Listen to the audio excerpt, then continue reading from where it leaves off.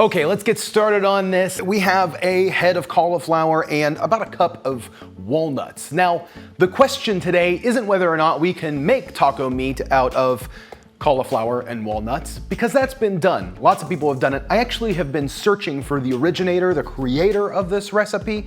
It looks like it might be Pinch of Yum.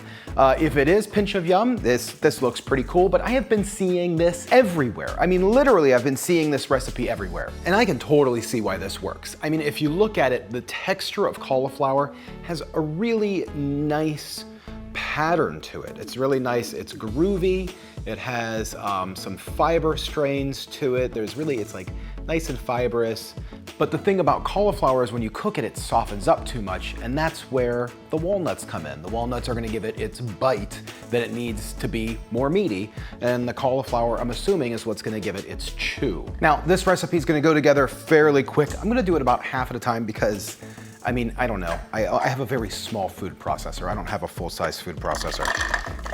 I really need one. Now I'm gonna blend this to get the consistency that I want, and then I'm gonna mix the spices in later. I know a lot of these recipes that do the cauliflower meat, they just do it all in this, but I just don't have the room, and I want it to be fairly consistent and even. So I'm just gonna pulse this until I get like a ground taco meat consistency. I just need a little bit more. So I'm just gonna move this first batch over, and then we'll get started on the next batch. I could totally see how this works. This looks like a nice kind of ground consistency. The only thing that I could really see being a fault here is I just don't see how this softens up. How do you get the fat? Most of these recipes for this ground taco meat don't have any sort of like oil in it. They don't have any sort of like, there's not like a liquid, so I'm gonna change that up. I mean, I'm definitely gonna do this my way. I'm gonna see how it goes once it's in the pan, give it a taste, and then might add in some more to this. So now I'm just gonna season this up. Again, I'm gonna follow my own kind of taco seasoning. From most of the recipes that I saw, it was just a pretty basic taco seasoning. I'm gonna start with a tablespoon of chili powder, tablespoon of cumin, half teaspoon of oregano, half teaspoon onion powder, half teaspoon garlic powder, and a teaspoon of smoked paprika. Really bring up that smoky taste. Now I'm gonna add in a tablespoon of hot sauce. I don't think this is necessary, but I really want some liquid element to be a part of this. This is a Tabasco Chipotle sauce. It's one of my favorite go-to hot sauces. Tabasco Chipotle, oh, it's so good. I'm gonna be using a tablespoon of my mushroom seasoning. This is the magic mushroom seasoning I talk about all of the time. It's called mushroom seasoning. You can get it at almost any Asian market. If you look it up online, it comes in a bag with a bunch of like daikon and different things on the bag, and it says mushroom seasoning. It usually is like dried mushrooms, mushroom extract, and then salt and things like that. Kind of like, it's almost like a fake MSG. It really just blasts the glutamate levels in the dish to make something very, very savory. If you don't have mushroom seasoning, you can make your own. I have a video on that. I'll throw it in the cards here. If you don't feel like making your own, what I would probably recommend adding would be like a mixture of like, say, tomato paste and nutritional yeast. You're gonna get that boost of glutamate, and it's gonna give you that just a really nice kind of flavor. I think that's gonna be a similar type of like, a similar profile in the end as far as what you're gonna experience on the bite of this. So all I'm gonna do is just mix this up and make sure that everything's combined. This smells awesome. I mean, just smells awesome. I mean, just look at that. I could totally see how this works. So I'm gonna heat my skillet up to about a medium heat. None of the recipes that I saw say anything about adding any oil. I'm just gonna lightly oil the bottom of my pan and see what happens. I think we're probably gonna have to add some oil or water to this to get it kind of taco meat-like. I was even thinking about adding some starch, but we'll see. Let's throw this in the pan and get it cooking.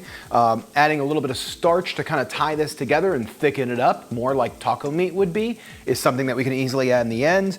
Adding in a little bit of fat is something that we can also add in the end as well. So I'm gonna let that cook for about 20 minutes. I'm gonna check it after about 10 minutes or so. I'm gonna stir it up just a little bit. I'm thinking that the liquid from the cauliflower is what's gonna kind of soften up the walnuts a little bit and kind of just make this recipe whole. That's my guess. If it doesn't work, well then, we'll figure out another way around it.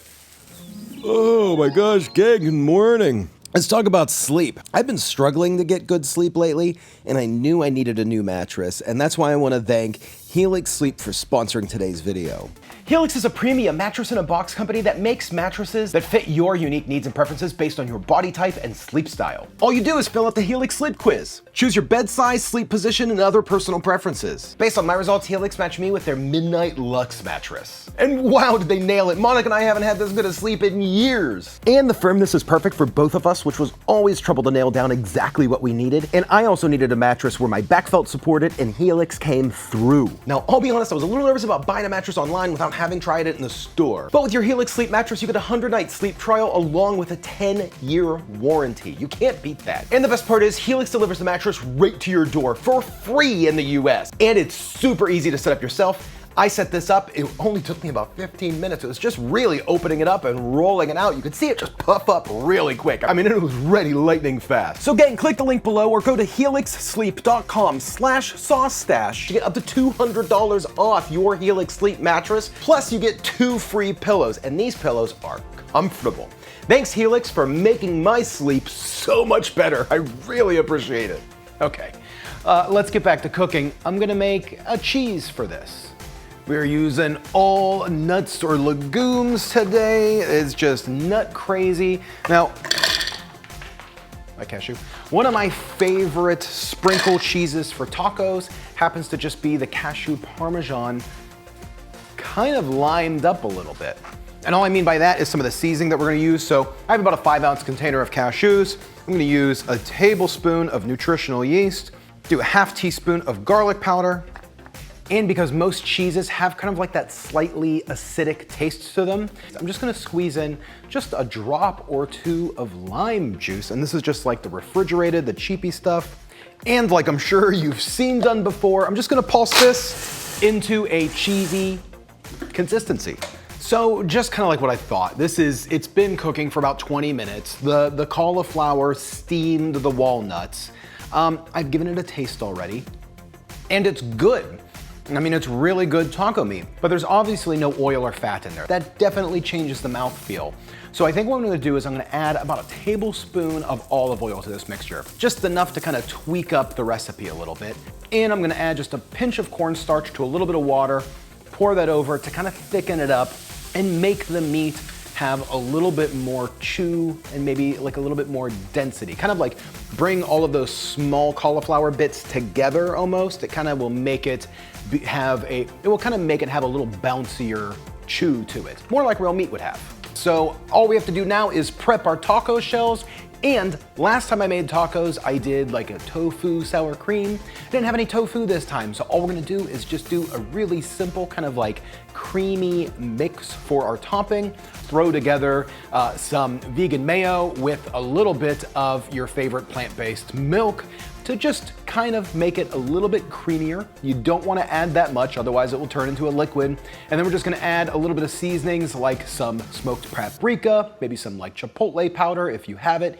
Or you could just do what I like to do and just throw in some of your favorite hot sauce to make it like a spicy kind of mayo cream. So now all we have to do is just dress these things. I'm throwing some corn tortillas into a hot pan. I'm gonna double tortilla these just because I feel like they might fall apart. We're gonna throw a heaping tablespoon of taco meat on each one of these tiny tacos, load it with some of our spicy vegan cream that we made, some cilantro, a little bit of that cashew cheese, and here we go. Oh. Okay, baby, we're doing tacos again. I know it's your favorite.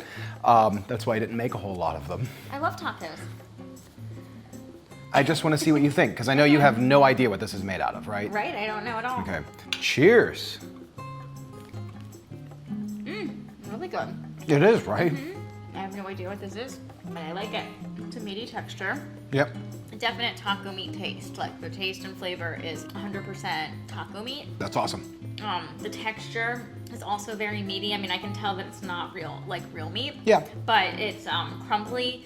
It's good. It's delicious, and I barely notice that it's not real meat. Yeah, I mean, if you were to just pick this up on the go, like just like a run and gun grabbing a taco, you know, you probably know that it's not meat really because of me.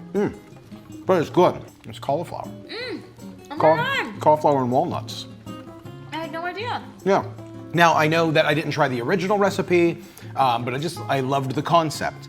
I'll leave a link to the original recipe. I think if you would have tried this just a few minutes ago, before I added some of the extra liquids, you would have totally been able to tell that it wasn't taco meat because it was like crumbly. Each piece was like an individual piece versus being kind of like held together or bound together like real meat would.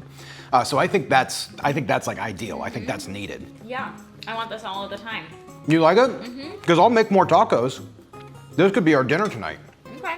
Oh, totally down. Yeah, and it's healthy. Oh, that makes me happy. Well, I always want you to make like Beyond Meat tacos.